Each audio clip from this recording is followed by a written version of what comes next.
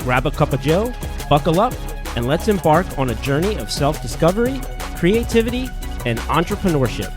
Let's get rolling. Welcome back, everybody, to another episode of Rhythm of the Road podcast. I'm so glad that you're joining me today because I'm here to wrap up this series on building your week or designing your week. If you haven't checked out the previous two episodes in this series, there's part 1 and part 2. This is part 3. Yep, that's how we count 1, 2, 3. We do it in order. And so go back and check out episode 40, which was talking about how do you do a time study and how do you figure out what your week is actually looking like and what are the things and where you're spending that time and where are you spending that energy and where are you feeling like this is why I'm lagging, or this is why I'm feeling this way, or this is why my week is playing out this way.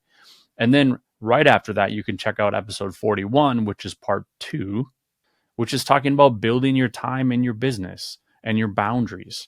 Because once we have that time study done and we've done that assessment of where we've spent our time and figured out how to analyze that and where we spent our energy and where are we doing the things, then we can actually plan on our week around what's actually happening and switch some of those things up. But until we've painted that picture of doing that time study, we don't really know what to do with that.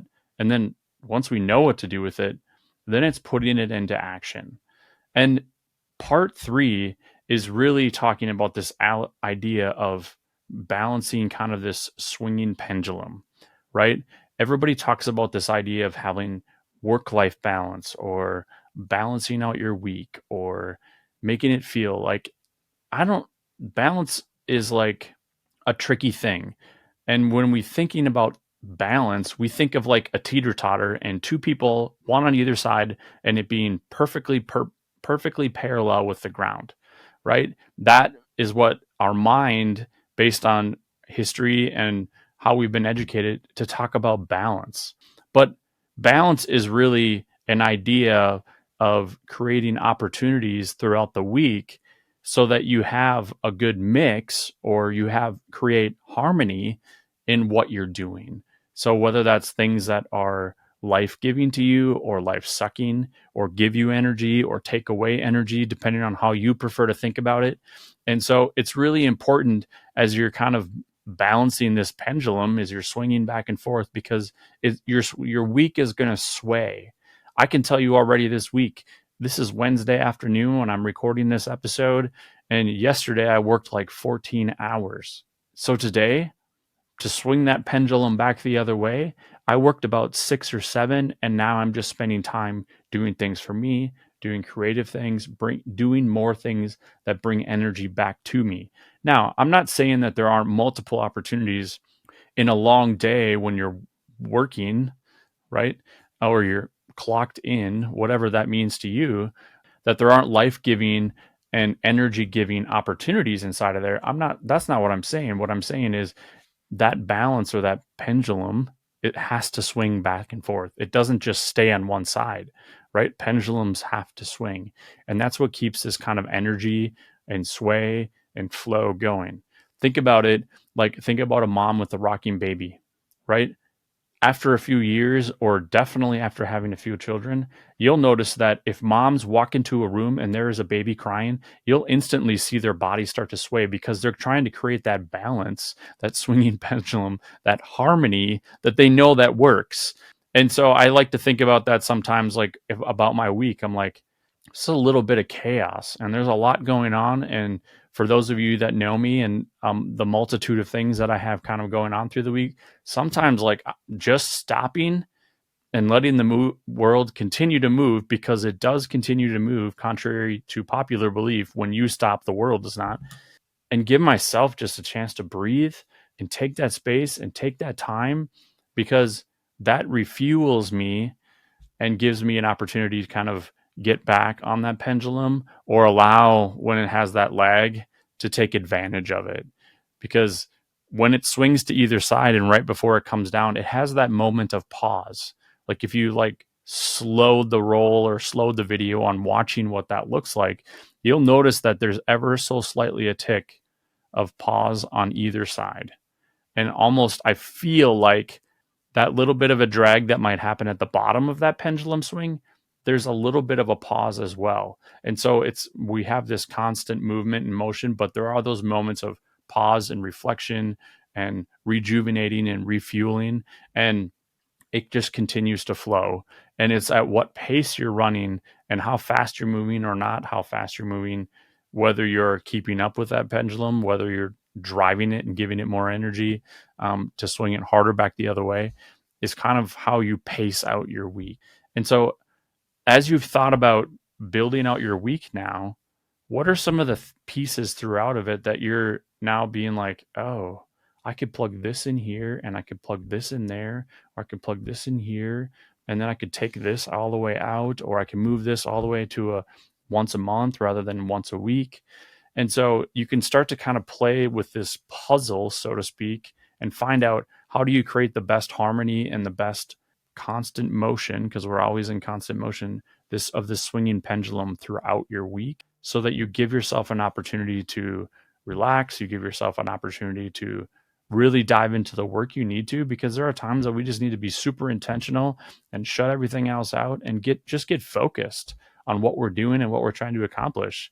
I create opportunities for myself to do that during the week, but then I don't worry about the other times when I'm not doing that, about the fact that I'm not being that kind of productive or focused productive, because I save it for those times, because I've been intentional, and I'm reaching for those times when I need to.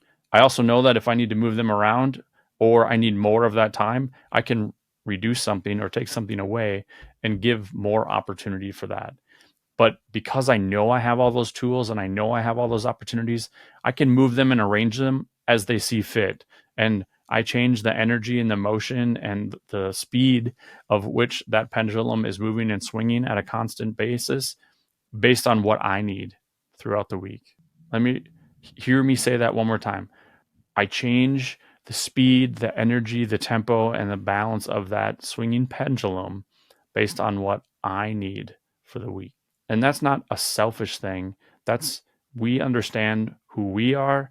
We understand the mental space and the mental capacity we have. We understand the physical limits that we have of our body.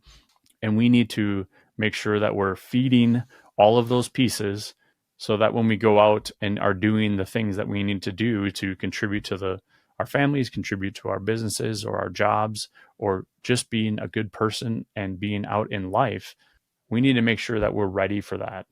And I'm not saying I'm perfect at it, because I'm not, because perfect doesn't exist. But I'm always learning and I'm always gaining knowledge, and I'm always creating more opportunities to practice and use that and think about that swaying pendulum. And honestly, probably more important than all of those things is when I do have a moment of success or a moment where I'm like, wow, that really worked, I celebrate it and I tell somebody or I share it with somebody, because that's really also important, because we're going to get down on ourselves all of the time, and it's really easy to slide down, negative Nelly alley, right? It's really easy to slide down that lane because we can always find those things. But sometimes we need to create more opportunities to celebrate those small wins throughout the week.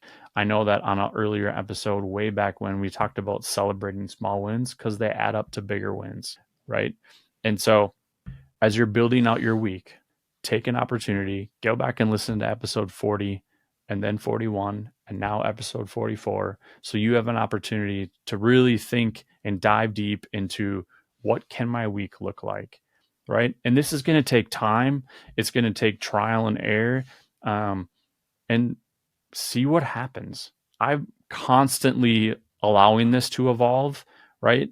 And being willing to change and grow and develop. And as I learn new things, not only about myself, but about the things and the needs of the world that's around me, like, I'm constantly adjusting, but also making sure that I'm adjusting in a manner that I keep that nice balance of that swinging pendulum back and forth. So if you found this helpful, or if you have some folks around you that you're like, wow, some people around me really need to hear a message like this, do them a favor and share it with them. Whether you're going to share this as an audio podcast because that's where you're listening, or you can share this as a YouTube, that would be wonderful. Also, if you're in some private Facebook groups and you think that there's a group of people that would love to hear a message like this or this whole entire series, do me a favor, share it with them, because that to me means that this message actually means something to you. And I thank you for listening. I thank you for watching. Make sure you leave a review. If you're watching this on YouTube, leave me a comment, even if it's just to say hello, because I want to know you're here and listening, and I want to know that you made it all the way through to 10 minutes and 50 seconds of this episode. And I'll see you all down the road. Thanks for cruising with me on this episode of Rhythm of the Road. Remember, the journey itself is the destination. Until next time, keep the rhythm flowing, and we'll see you down the road.